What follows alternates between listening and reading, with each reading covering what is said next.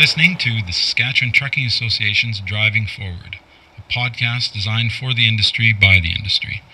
Buckle up to discuss all things trucking with very special guests. So kick in the cruise control as we drive the Saskatchewan economy forward. Okay, so welcome to Driving Forward, the Saskatchewan Trucking Association podcast series. So my name is George Henderson, and I'm your host today. So today's guest, Matt Britton.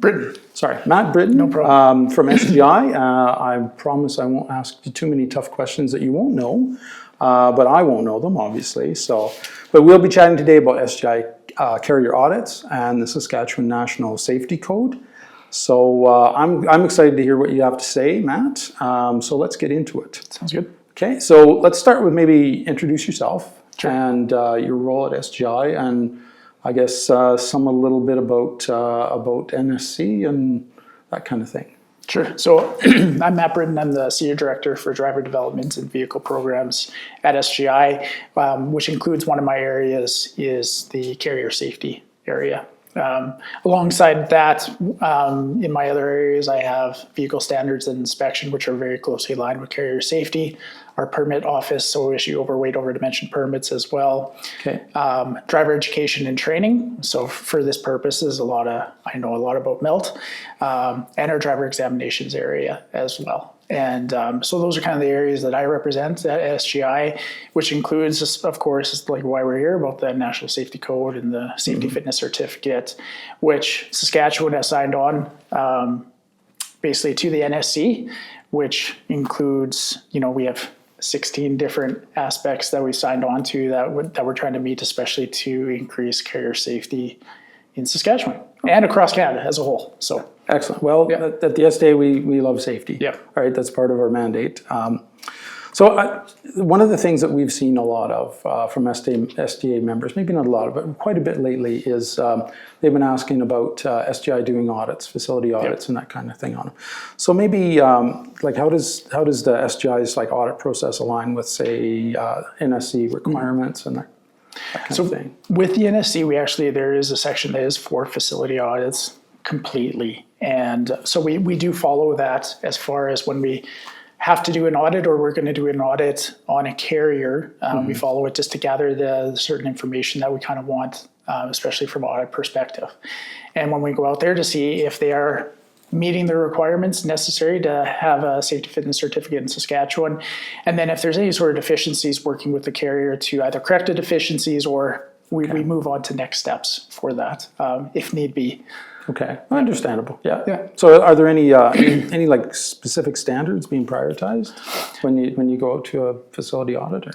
When we go to the facility, it really depends on how we come or why we're out there, because there's a lot of different reasons we can be going out to do an audit on a carrier. Okay.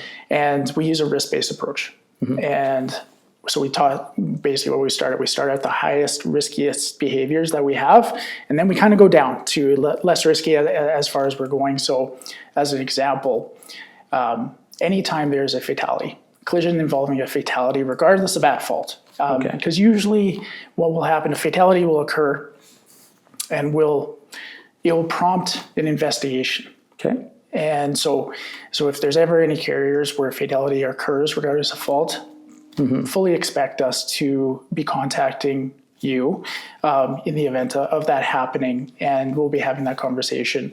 Depending on the circumstances surrounding the collision, that could move into a full-fledged facility audit, where we're looking at driver records, we're looking at maintenance of vehicles, all the documentation that we kind of have that's required, especially to operate in Saskatchewan.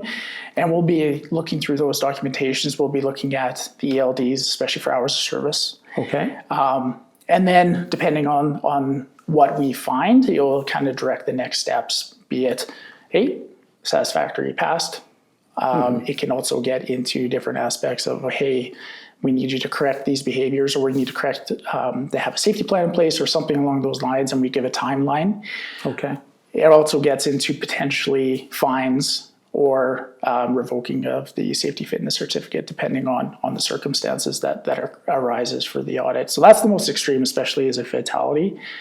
when we get to the next step is from a safety perspective, we're looking at folks who on their carrier profile meet a certain threshold. And that's above 85% on their carrier safety profile, which can include collisions, tickets, and in there. And then that will prompt us, we have within our system, because everything is tracked from that. We know all the driver components, we know all the vehicle components. So let's say, you're above that 85% because of collisions or speeding tickets or something along those lines. They'll also prompt an audit where we go out, we look at the different records, and then we'll act accordingly with it. So not every audit is the same. And it's really dependent on what we do find. And we found a whole schwack of different stuff.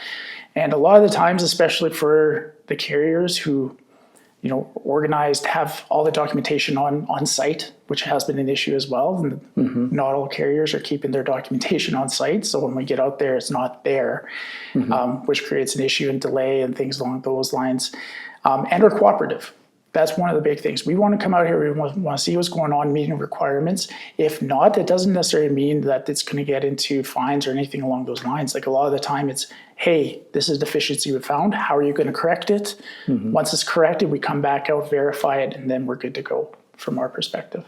Okay. Yeah. So really the basis of what you're looking for more than anything else is you're getting a report card from your conditional carrier status, right? Yep. And that depends on your whole company. So how every driver operates and reacts to different situations, right?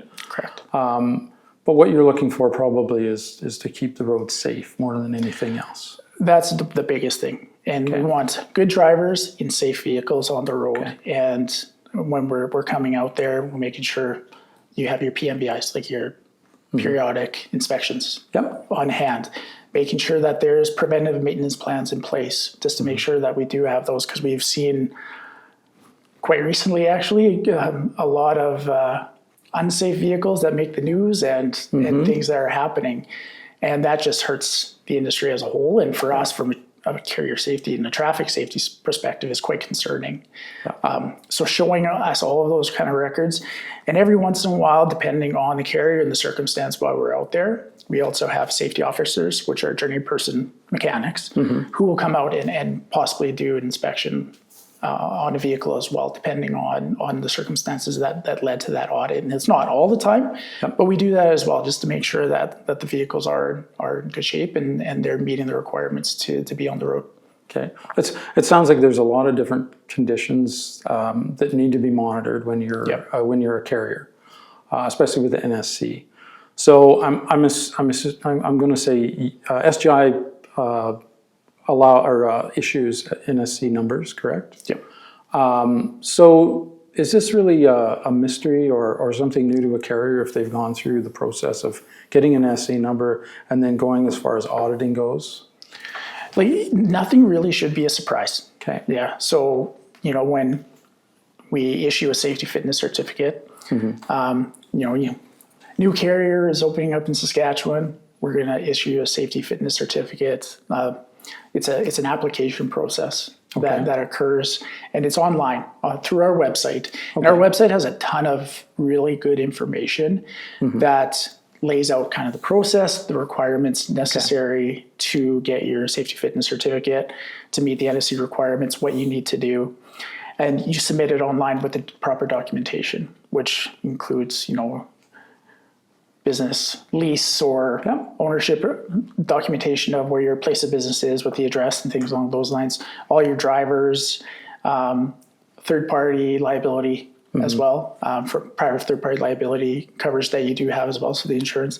And then there is a test that you have to take, an examination test. And then once we receive that application, we see that, hey, you passed that test component. Assuming everything is good to go, then we'll issue the SFC, and it can be quite a simple process. Where delays generally happen is if we have incomplete information. That's one of the big ones. Or we have to involve our carrier compliance officers to do a little bit of deeper dive, just because we do see a lot of chameleon carriers. Folks who are trying to enter the province, who benefit from our insurance program, our insurance rates, who aren't able to operate in other provinces trying to sneak their way in here. And so when we do have carriers who have unsafe practices from other provinces, that's something that we really take serious. And it's easier to catch them at time of application than after the fact, if they make it through. So that's a really big priority for us, especially during the application process, and could take longer depending on the information provided, because we do look for affiliations of owners between carriers. We get information from other provinces and territories as well when a carrier does move from one to another, especially with that. And people try to slip it by us, but we have a dedicated team who tries to search out and look for the discrepancies in there. And when we find those, then we can do a denial of application to try to keep the bad actors out, especially those who do not live in Saskatchewan. Yeah. No, at the SDA, we agree. We have met others on your team, and yes, some of them certainly, you could say they're like a dog with a bone trying to get, but it's important, right? You don't want those unsafe vehicles on the road. And, you did reference, lately there's been, in the news and whatnot, there's been some very unsafe equipment sitting on the road. And personally, I'm glad they were caught and they get off the road, because, I drive there, if you have a family, your wife and your kids and that kind of thing, it's important to kind of support that kind of stuff. So, so kind of going back to the audit, what kind of documents? You say that a lot of times documentation is not being held at where you're doing an audit. What kind of things that maybe a carrier should be looking at to prepare themselves for like a smooth audit?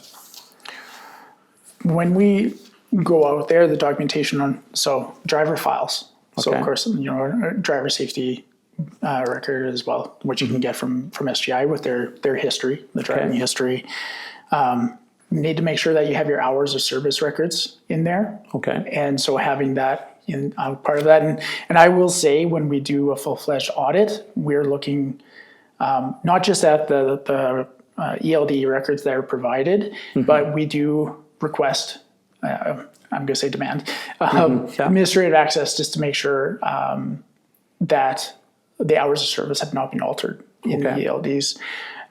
That is an issue that we have seen when doing audits, especially for, I would say, some of the bad actors out there who are going in and amending the hours of service to hide what is actually happening. They can go in. So with the administrative access, we can see when changes have occurred and what the change was to what it is in there.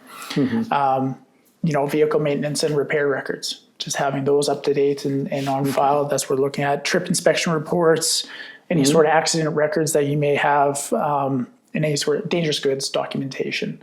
So those are the primary sources of kind of what we're looking for. And if they're on hand, then it makes our job a lot easier because there's not any back and forth. Or, the requirement is to have these things on site and available either when audit happens or with any point. So we could issue safety directives or potentially fines if those records aren't on there. Generally, we don't go with the fine route unless it's really egregious, but it's something that we've kind of prioritized when looking for that audit. Yeah, I imagine fines are the end game, basically. The one that says this is serious, you need to do something different. So, so has SGI been ramping up their audit process at all? Like, have you started increasing doing audits recently? We have had a focus, especially on the audit components of that. From a data perspective, we can't share a whole heck of a lot. Like we have done, I think, within the last year. And this is a little bit dated information. I'll take a quick look here. We had 75 total audits with another 17, but that was more from the fall. And I think the biggest thing is we want to make sure we're hitting the riskiest carriers as of right now, and trying to keep up with that, because someone will hit the threshold and that will prompt that kind of audit component out. And every audit is different. So some, honestly, if things are good to go, we could come out, and sometimes the audit, just as a heads up, it's either scheduled, sometimes it's not. It can be an impromptu, it can be we're just going to come to site without preparation, depending on the circumstance. And if all their documentation is there, everything's looking good, we can be wrapped up in a couple of weeks. But we have also had audits where there's quite a bit of back and forth with it having to go through a large amount of paper records, especially if you find discrepancies, and that sometimes can take months, depending on it. And then depending on what we find in the audit, it'll determine next steps that we kind of take. So it's kind of a interesting process, to say the least. Yeah. Well, it sounds like your standard audit. If you've ever had accounting audits or whatever it takes, can take them a while to go through records and whatnot. It makes sense. Really, the reason I asked, I just wondered if SGI was kind of noticing an increase of needing to do more audits with new carriers moving into the province or not. It might not necessarily be new carriers, but especially the unsafe ones. And we want to make sure that for us, safety, traffic safety is our bread and butter, and that's our mandate.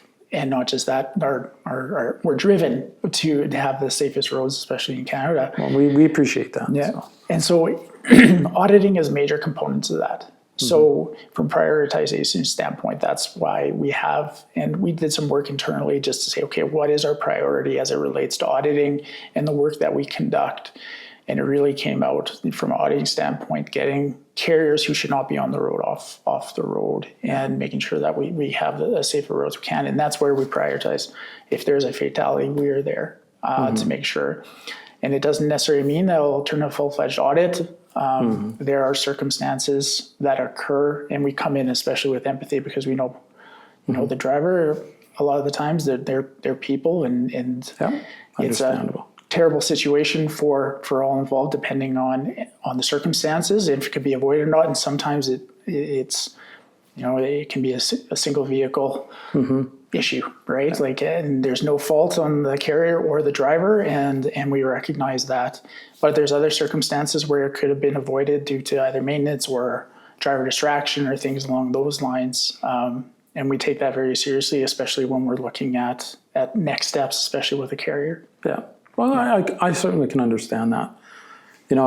Like you say, somebody's in a fatality or whatnot. I actually was in a collision that hurt a lady with a big truck, and it was kind of it was a little unnerving. It was a lot unnerving, put it that way. I couldn't really imagine if somebody actually lost their life. So I can imagine how that person's going through. But I guess in the big schemes, you do need to examine it and figure out, is this going to happen again, or is this going to happen in another part of the company, right? Not to point fingers, but just to turn around and figure out, what exactly did happen and how can we make sure this never happens again. Unfortunately, the chances are on the road something is going to happen. We haven't been able to eliminate accidents and whatnot entirely, but I think everybody who's on board would like to see that. So, so have there been any recent updates or anything like that to the NSC or to any of the processes recently? For a carrier to come in and get an NSC? For a carrier to come in and get an NSC, we have our online application. So I think that occurred 6 years ago to get the online application kind of process in there. Yeah. And we're always trying to streamline, especially the process, and make it as easy as possible. And there's always resource constraints in there, but doing what we can, especially have a fast turnaround. And I think especially for those who are coming in and submit an application, give us complete information, because a lot of the times the delay is due to the back and forth. That kind of comes, hey, we need this. Hey, we require that. Hey, can you expand on this information? If we get that complete information first through the application, makes things way easier, and we can get those peeled out pretty quickly when going through it. But as far as the application process itself, not much has changed in the last little while. That's not to say things might not change in the future, but as of right now, it's not where it is. But I think it's always making sure that we have carriers in Saskatchewan who should be in Saskatchewan. Is kind of one of our main priorities. Oh, perfect. And if we take a little bit longer for the application process to ensure that is happening, that will occur. Yeah. And we don't mind that, but we want to do it as quickly as possible to remove it so that they can operate when they would like to as well. So that just makes sense. That makes sense.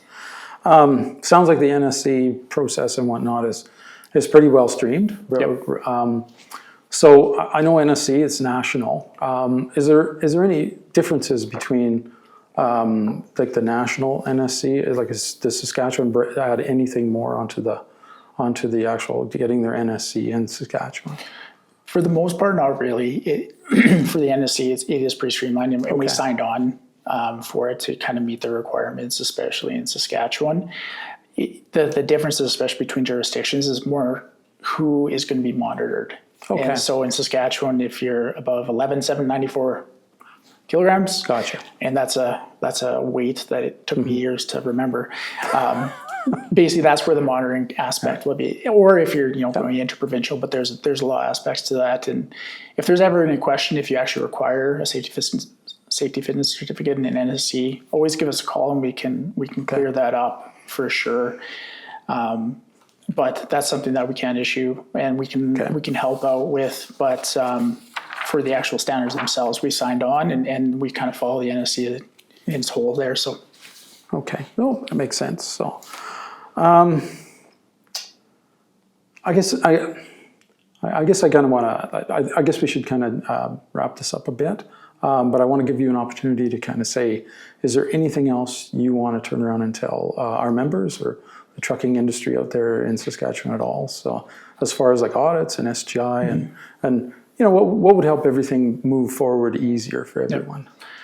I think as far as audits are concerned, making sure having the proper documentation on site and really being working collaboratively with us, it makes the process much easier, especially for those who maybe there's some deficiencies identified. And our intent, especially for the SaaS-based carriers who might be having some issues, is not to come in heavy-handed and come down on any carrier unnecessarily. Like we want to be here to help to get carriers on the right track to be safe and prosper. Like that's what we see. Trucking is very important Canada-wide, but not just that. And in our province, we recognize that, and we just want to make sure everybody's safe as possible.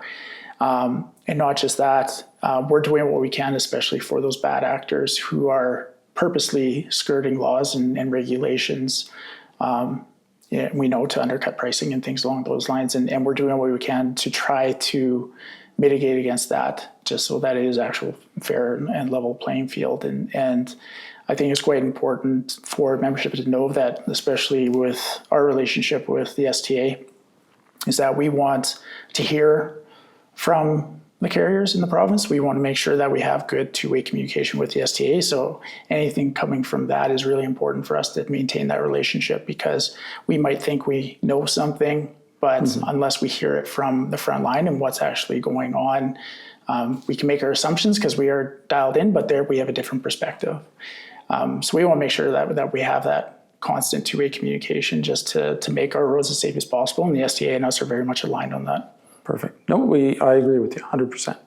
On the other side of that, yes, STA is very appreciative of the relationship we have with SGI, and you look to us as experts in our field, just like we do yourselves, right? As far as the regulation portion of it. So, yeah. So, all right. If that's it, I think we'll wrap this up for Driving Forward, the STA podcast. So. I want to mention everybody, we have a website, www.sastrucking.com. You can go there for news, magazines. There's other podcasts that we've done on different items and topics. We're also on social media platforms, Facebook, LinkedIn, and all the other popular ones. And I want to appreciate everybody for watching, and take care and drive safe.